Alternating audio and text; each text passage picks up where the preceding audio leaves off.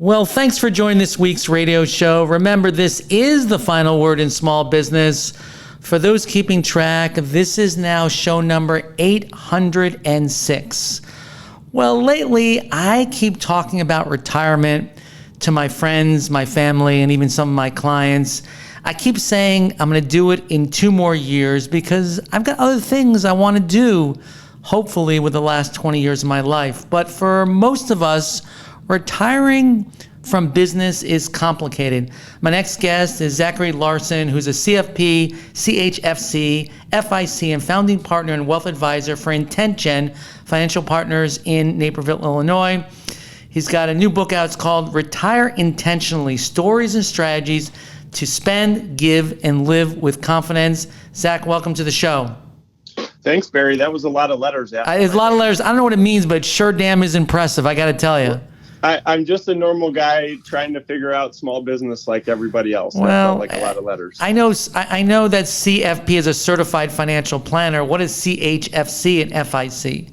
CHFC is a chartered financial consultant. It's just part of the continuing education process that we focus on. And FIC is a fraternal insurance counselor. It's a designation that I got early on just to help people navigate risk conversations. That's the one you get by mail. Right. Just sign up on the website, right? They just send it to you. So, a lot of people that I do business with now, a lot of small business owners, and employees, people are talking about retiring. But the title of your book is Retire Intentionally. What does that mean? If I just met you casually, Barry, and I'm guessing all the listeners too, and I said, how are things going? What do you think the most common response is that I hear? It's going okay. Going okay. The other one is... I don't have enough money to retire. Well, there is that, but I often hear busy. Busy, right. Busy is magnified when you're a small business owner because there's a million different things pulling you different directions and perhaps family responsibilities or community obligations. And oftentimes money conversations get pushed to the back burner over and over and over. So the first part about retiring intentionally is to help people be thoughtful about what they're trying to accomplish. The second part is to have a structure, to have a process to keep you accountable to the things that you say you want to do, so that when you get to that phase of retirement, whatever that means for you, you're doing it on purpose rather than accidental. And that's the first distinction that we make, is live your life intentionally on purpose rather than just reacting and living accidentally. And most people tend to deal with their money a little bit accidentally. So what do you think the driving force is when people actually do retire? Is it because, in your experience, they're forced to retire, they finally hit their money goal, they're ill, they're fed up, what happens? I heard from a mentor of mine a long time ago that you can either retire from something or you can retire to something. I love that. And this was a pastor of mine. He's become a good friend.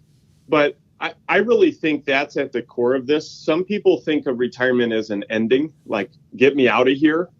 I can't wait to be done. Other people really embrace it as a beginning.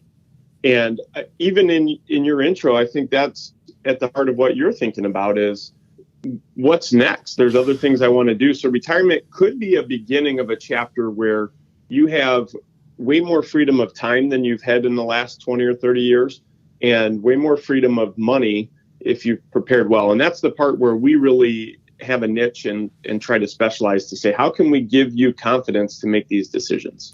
I love the idea of retiring to something, because I feel in the last year, that's the direction I'm going as I become involved more in voluntary nonprofit organizations or political organizations, because now I really feel good that now in the time of my life where, Zach, I do have the time, the freedom to say, all right, now I want to volunteer my time, whether that's to, help refugees in Chicago, or if I want to help the Desert Preserve in Arizona or something like that. I really see, hopefully, the last 20 years of my life really in service and to volunteer in different organizations and try to bring my business expertise to that. And it feels real good. Yeah, that's an awesome perspective, Barry. That's twice, though. I feel like you've sold yourself short. You've said 20 years of your life that remain. Well, we all have an expiration date in the Moltz family. It's like 85, right? So I kind of Yeah, understand kind of where we're at. My wife's expiration date in her family is around 95. So I told her that, we plan pretty well for our retirement, but from 85 to 95, you're kind of on your own. You have to get remarried. But she wasn't really happy about that part. So nice. I love the idea that you have to retire to something. It's interesting about having enough money for retirement. And people always say, all right, you got to think about it early. But let's face it, most people think about it later than early. What kind of planning do I need to do to retire intentionally? Absolutely. There's a few progressions that I go through in my book. And they're not things that we've just made up in our company. It's from learning from our clients who've done this well over the last 20 plus years. And the first progression is shifting our mindset from a net worth mindset to a net income strategy. So what I mean by that is as you've grown a business, if you've saved into your 401k, you've built up some assets, we all tend to look at what we call a net worth number. And it's a number on paper, and it feels good when it goes up and it feels kind of crappy when it goes down. But that net worth number is not actually That's right. I felt crappy a couple of days ago. I felt really good a few days before that, and then I felt crappy again. So, it just goes up and down. It's an emotional roller coaster. Right. And we want to help people transition from that net worth mindset to say, well, this is what I'm worth, because you're worth way more than whatever that number is on paper, right? And how do we change thought process to say, let's get income from that to drive the things that you want to do? So as people work, we often exchange our labors, our time for our expertise for a paycheck, and you live on your paycheck. We're trying to help people set up paychecks for retirement. And there's a lot of creative ways to do that. But that's the first transition, is to go from a net worth thinking to saying, how are we driving income from that? Right, because if you have a lot of, let's say, net worth or value in your home, but you're going to live in your home, you really can't use it as income unless you're going to take a mortgage or a second mortgage on that, right? Correct. And even that old concept of downsizing, we've seen a lot of people that, quote, downsize square footage, but they upgrade their cost right now because of the price of homes and because of the things that they want in their retirement home. So, I would say I've done a very average planning for retirement, because I always felt that I wanted to live in the moment, invest in experience and things like that. But it's very average. And I would tell you, it wasn't until probably I was 60 years old where I actually had my financial advisor say, okay, put together a model for me, right, that says if I retire at this age and I am projected to have this amount of assets, what's that going to look like for 20 years from an income standpoint? When is it ideal? I think people should start before they're 60. When is it ideal for folks to start? Who's the target audience of this book?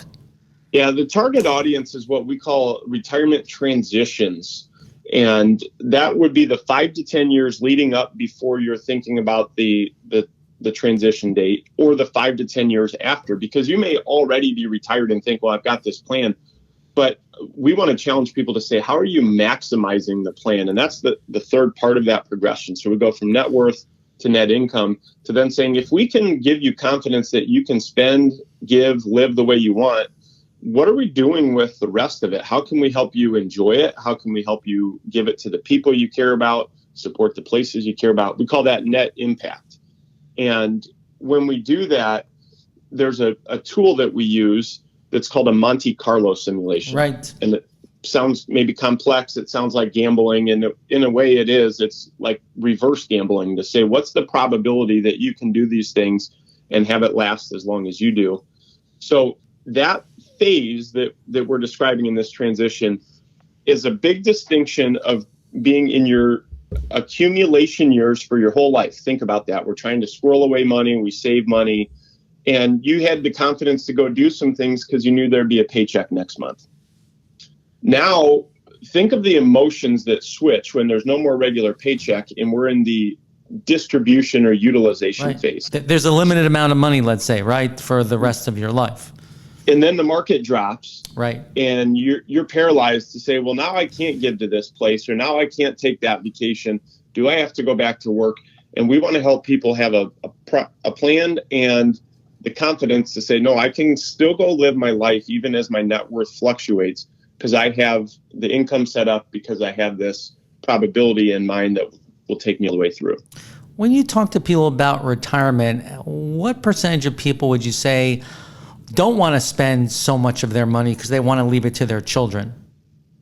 It's a smaller and smaller percentage. So I started in the early 2000s. My business partner was in the late 90s. And a lot of initial conversations, people were pretty focused on inheritance. Like they wanted to leave a particular amount to family, children, grandchildren.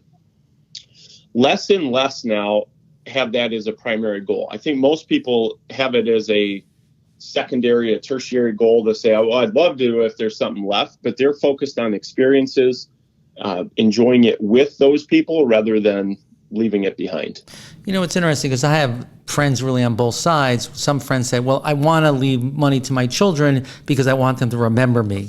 And I'm thinking to myself, if they're only going to remember the money, that's not really a good thing. And then the other side, really where I'm at, is that, you know, my children are now 28 and 31. They both have great jobs. They're very capable. They'll be able to support themselves. If we have money left over, great. If we don't, they'll be just fine. Yeah, I think that's tends to be where more people land. What readers will find in my book is that we try to be a judgment-free zone. And try to be a what-free zone? A judgment? A judgment-free. Oh, that's great because it's really hard to find one of those these days. It is. It's a challenging environment where everyone wants to impose our own opinions on someone else. What we try to do is just draw out what's important to you and say, okay, well, if you do want to leave kids money, you do want to leave money to grandkids, what's the most efficient way to get that to them? And that might be things like Roth IRAs or life insurance rather than your traditional 401k that they're going to have to pay taxes on. So there's a lot of planning if that becomes your goal. Then if using it, enjoying it with them, taking vacations together with grown children and grandchildren is the goal, well, then how do we make sure that you can do that, but also not run out? Because the thing I do hear a lot from people is, I don't want to be a burden to my children. Right. No, me, I do want to be a burden to my children because, you know, something, they were a burden to me. No, I'm only kidding. Of course you don't. And you know, people also have supplemental long-term care insurance and life insurance and all these other kinds of things. So the book is really focused on people that are 5 or 10 years before retirement. I really think that this thing of putting together a plan, the Monte Carlo simulation, what will happen, how much money you have to spend, that's really important. Do you find when most people say, I have a plan, they've actually done that with a financial advisor, or they're just like figuring in their head, well, I've got X number of dollars, that means I can take out, you know, Y number of dollars a month? Yeah, I don't want to speculate overall, but when we meet people for the first time, it's more often, I have X amount of money. I have $1 million, and I've heard this 4% rule, so I can take 40 or maybe 50,000 a year off of there, and that's my plan to retire. I add that money to my Social Security, and that's how I live. That is not a plan that's designed to maximize one's impact throughout their lifetime. A simulation that involves probabilities, different scenarios, variable cash flow, that's a plan designed to help people maximize how they want to live and give their money. Yeah, I mean, I was quite amazed. I really opened my eyes when I did this because I was shocked on many different levels about what really impacted the income over a long period of time. Yeah, it is fascinating to run it. The hard part for people is if you've been wired into the mindset of getting good grades throughout your lifetime or when you were a student, right. a good grade for a Monte Carlo simulation is not a 99%. Right, exactly. We're actually trying to help people have probabilities that are like 75 to 90%. And it's a weird mindset. And I won't go into all the technical stuff here, but it's just it's a fascinating experience to watch people open up to that, to say, oh, I can get where I need to go and I don't need to be 100% probability. What suggestions would you have for people, Zach, who are, you know, perhaps let's say they're 60 years old, they want to retire in 5 years, but they haven't done a good job of planning for retirement financially? Find an accountability partner. That's step one. Maybe it's an advisor, maybe it's a friend, a family member, but someone that will help you dream a little bit, help you be real a little bit with what you're trying to accomplish, and then who will hold you to that. So the accountability partner always comes first. We've outlined in the book a lot of steps that people can take to make progress. But I conclude it with the fact that if you're going it alone, it's too easy to take detours. Yeah, I would agree with that. Title of the book is called Retire Intentionally, Stories and Strategies to Spend, Give, and Live with Confidence. And again, I love your key point about let's make sure that we retire intentionally by retiring to something rather than from something. Zach, where can people catch up with you and the work you're doing if they want to get in touch? Yeah, we'd love a chance to have conversations with people. IntentGen.com is our company's website. It's INTENTGEN. It stands for intentional and generous. That's what we try to help people live out in their lives. And then the book is at retire-intentionally.com, and you can find it on Amazon. Zach, thanks so much. There's a Small Business Radio Show. We'll be right back.